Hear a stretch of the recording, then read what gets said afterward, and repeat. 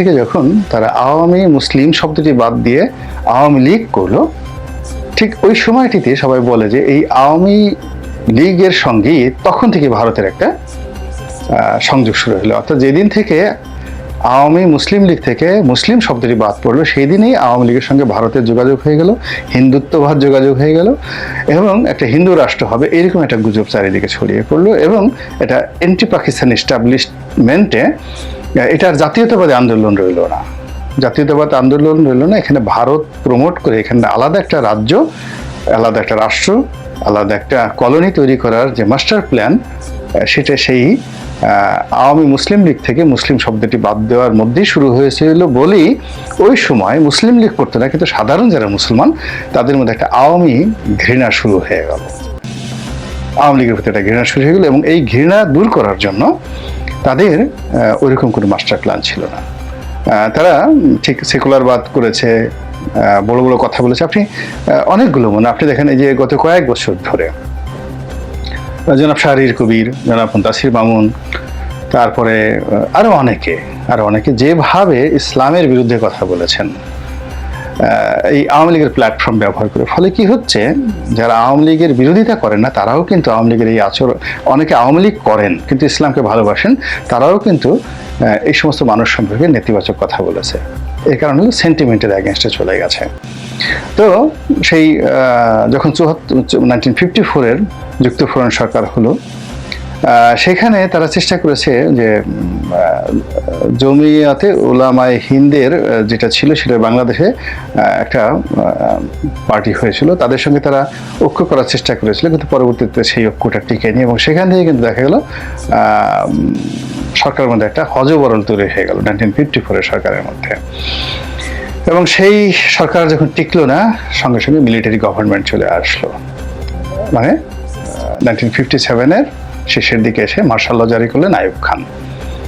তো তখনও বঙ্গবন্ধু বুঝতে পারেননি বা আওয়ামী লীগের নেতৃবৃন্দ বুঝতে পারেনি যে সমস্যাটা আসলে কোত্থেকে হলো। স্বাধীন বাংলাদেশে একই অবস্থা। সেখানে তিনি ইসলামের জন্য ইসলামিক ফাউন্ডেশন করেছেন, এটা করেছেন। ব্যক্তি জীবনে তিনি ধর্মপরায়ণ ছিলেন, কিন্তু তার রাজনৈতিক যে আইডিওলজি, সেই আইডিওলজিতে তিনি সমাজতন্ত্রবাদ, ভারতবাদ, ধর্মনিরপেক্ষ এই যে মতামতগুলো যত বেশি বঙ্গবন্ধুর পক্ষে লোকজন বেশি প্রচার করেছে, আর যখন দেখছে যে আওয়ামী লীগের লোকজন এই নামাজ পড়ে না, প্রস্রাব করে পানি নেয় না, এই জিনিসগুলো যখন লোকজন ব্যাপকভাবে প্রচার করেছে, ফলে আওয়ামী লীগের যারা ধর্মপ্রাণ লোকজন আছেন তারাও বিপদে পড়েছেন। আমি পার্লামেন্টে গিয়ে খুব দুঃখ পেলাম 2009 সালে যে যারা মসজিদে যায় বেশিরভাগ লোক নামাজ পড়ে তারা আওয়ামী লীগের লোকজন। অন্য যারা রাজনৈতিক দল আছেন তারা খুব অত মসজিদে যান না। তো কিন্তু তারপরে আওয়ামী লীগকে বলা হয় এরা হিন্দুর দল।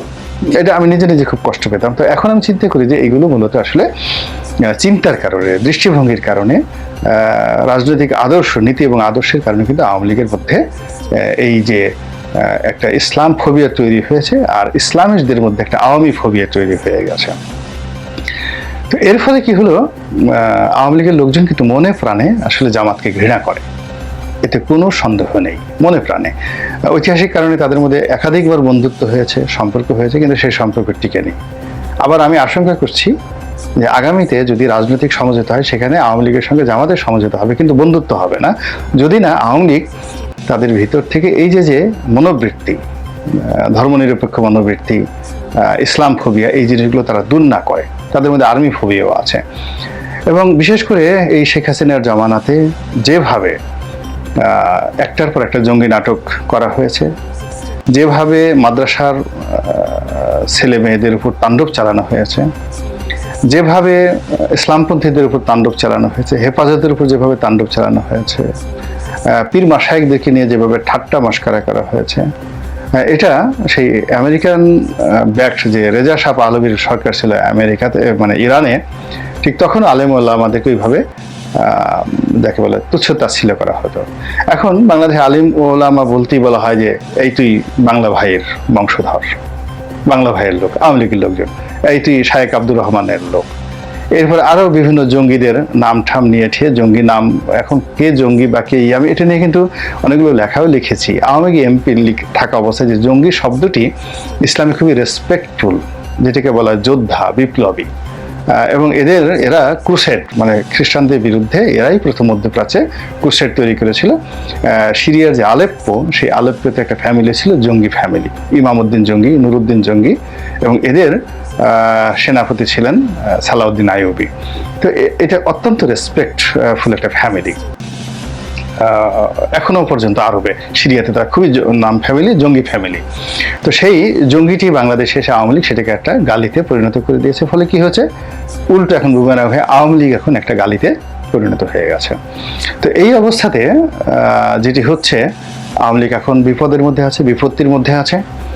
এই বিপদ বিপত্তিতে তারা অনেকে পড়াশোনার সুযোগ পাবেন, যারা জেলে আছেন, যারা পালিয়েছেন তারা নিঃসঙ্গ সময় কাটাবেন, যারা দেশের বাইরে আছেন তারাও ভবিষ্যৎ নিয়ে চিন্তা ভাবনা করবেন। এই জায়গাগুলোতে যদি তারা ভাবেন যে দেশে শতকরা 90% মানুষের সঙ্গে তাদের যে রিলিজিয়াস যে ডিফারেন্স এটা রয়েছে, তারপরে তাদের চিন্তা চেতনার দূরত্ব রয়েছে, তাদের মনস্তাত্ত্বিক দূরত্ব রয়েছে। এই 90% মুসলিমের মধ্যে হয়তো যে আওয়ামী লীগ করে 35%, হয়তো 5% হিন্দু, মানে টোটাল আওয়ামী লীগের সাপোর্টারের মধ্যে, আর বাকি 30% মুসলিম। কিন্তু তারা মুসলিম হলেও এই যে যখন তারা কাউকে ওয়াজ করতে দেয়নি কিংবা কোথাও কোনো মাহফিলকে তারা বন্ধ করে দিয়েছে, এটা কিন্তু আওয়ামী লীগের লোকজনে কিন্তু মেনে নিতে পারেনি।